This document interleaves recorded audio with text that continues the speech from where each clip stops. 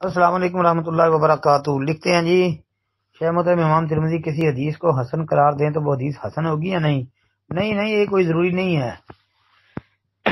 امام ترمذی رحمۃ اللہ علیہ نے بہت زیادہ ضعیف حدیثوں کو اپنی جامع ترمذی کے اندر حسن کہہ دی ہے، تو اب یہ تو نہیں ہے کہ وہ ساری حسن ہو گئی ہیں، یہ کوئی ضروری نہیں ہے بھائی۔ امام ترمذی رحمۃ اللہ علیہ کا کسی حدیث کو حسن کہنا یہ حسن ہونے کی دلیل نہیں ہے، اور اس پر کئی دفعہ اہل علم نے جو ہے وہ تنبیہ کی ہے۔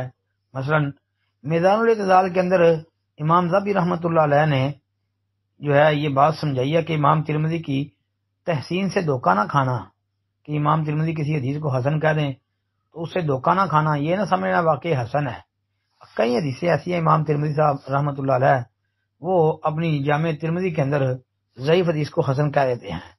پھر یہ بھی کئی جگہوں پہ آپ کو نظر آئے گا کہ امام ترمذی ایک روایت کے اندر انقطاع کا حکم بھی لگاتے ہیں اور اس کو حسن بھی کہہ دیتے ہیں، تو اس لیے یہ کوئی ضروری نہیں ہے۔ السلام علیکم ورحمۃ اللہ۔